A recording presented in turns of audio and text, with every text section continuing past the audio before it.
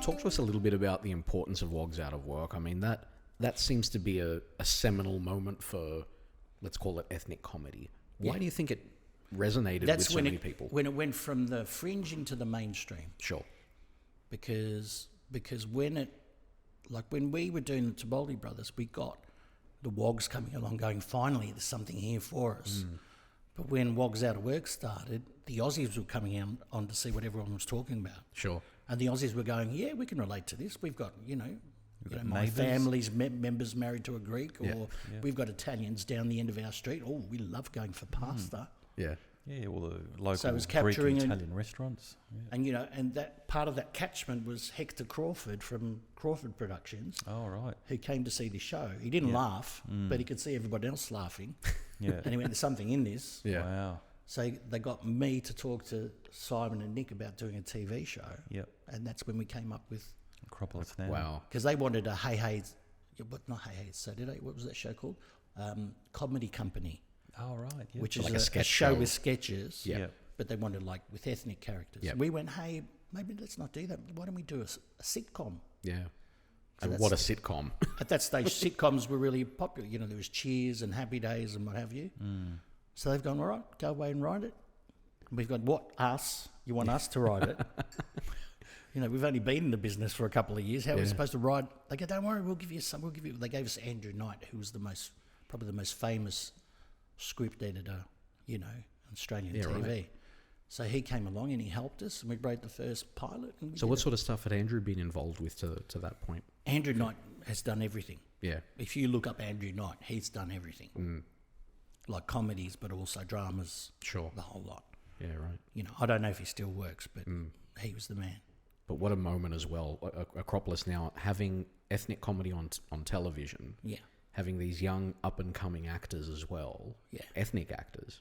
What did it mean for you and for the people around you to be seeing something like that and being represented? For me, I was working. Yeah. So it was, wow. That's what it was for you. I was working. But for other people, it was like, oh, finally, something we can relate to. For the Aussies, it's kind of like the Lebanese humour now, or the African humour. The Aussies were going, hey, because us Greeks, we used to be the enemy. And all of a sudden, the Aussies were going, oh, they're actually nice. Yeah. Oh, they're funny. Oh, they're charming characters. Yeah. Was it an equaliser? I think that's what you were probably going to say. Yeah. Like, did it actually help? It helped. Yeah. Yeah. Because all of a sudden, oh, they're nice. Yeah. There's acceptance there. So what was it like being on the set? How was it like working? Apparently, they were the best shows to go to, from what the fans have been telling me. Yep. We even had the staff at Channel 7 come to our show. Really? So we had our crews coming, and they'd sit in the back row, and they'd, like in sport, they'd be Like chanting cheering. along. Really? So if we ever stuffed up, they'd go, shoot, goal! Wow. So if you ever get, I don't know if anyone's got the box set. If you Yep. watch the box set and there's the bloopers, you can hear them in the background. Yeah, right. So they used to not heckle us, but yeah. Yeah. Wow. So look, speaking of that, what's it like memorizing all these lines and stuff? Do you ever stuff up? Do you ever ad lib? Yeah, you do stuff up and you do ad lib. Oh, do you? Yeah, quite because we had a often? week to learn the scene, the scenes. So how does it work? So I've got no idea about. So we what used you to do. write, Who writes it? We took turns in writing it. So you write the story. This is what's going to sound like. Yeah, so a this is script would funny. take probably 5 weeks to write. Right. So I had to write, an episode. So let's say I wrote Greek Easter. Is this 5 weeks for one episode? Yeah. Okay. So I'd write it, and then the boys would come in, throw around some suggestions, and I'd write it. Then the story editor would come in and put lines through all the lines, do start again. Page 56 was good. And who's the editor?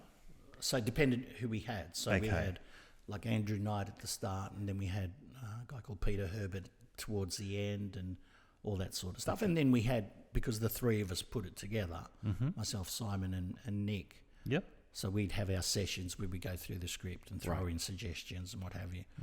When it was the week for the show to be shot, we'd come in, we'd do a read through around the table. Again, we throw around ideas. People get shitty because they didn't have as much lines as the other person. Or Was there a lot of friction? Yeah, all the Really? time. There's tension also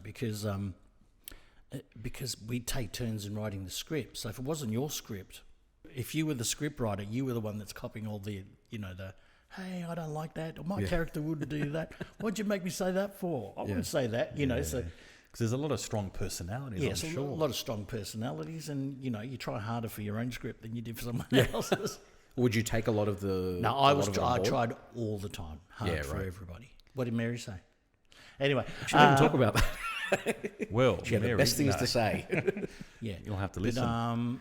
But then later on, when we were really busy, because we were touring with not only Wogs Out of Work, then we did an Acropolis Live show. Really? So we were touring with that. And we didn't have really the 5 weeks to write each episode. So we got some guest writers in. They weren't as good as us. Yeah, right. So then the scripts became a bit kind of like Aussie-fied. So what do you do in that situation? Are you doing rewrites at the last second? You'd have, and we on the spot sometimes, or you know, you take it home, you learn your lines, and you add a couple of Jim-isms or Memo-isms or F-isms, you know. But it's a good point you make. Like this night guy you spoke about, how would he know what's funny and doesn't have that? When I was writing from my history, so I was writing from watching Costa Vutsa and Van Gogh, you know, and the Greek cinema. So you're quite influenced by that then? Yeah, there was a lot of that in me, you know, or my experiences at home. Yep. Then you get the Aussie guy, or the Jewish... No, our Jewish guys probably had a better idea, but the Aussie guy trying to write... There was one guy, he was a famous film director or writer, director. He wrote an episode, it was the Elvis episode. And it was like, mate, this is sci-fi, this isn't a... It's an episode of Acropolis Now. This is a sci-fi movie. What are you doing? Elvis's head is in the fridge. Yeah. Like, what's that shit about? Yeah. It was too late. We had to do it. You know, we didn't have time to go, no, we can't do that, no. Wow, fascinating. So the worst direction that our show took was when we had a Swedish guy working in the cafe, Lars, and Effie was in love with Lars. There's no way Effie would be in love with this dude.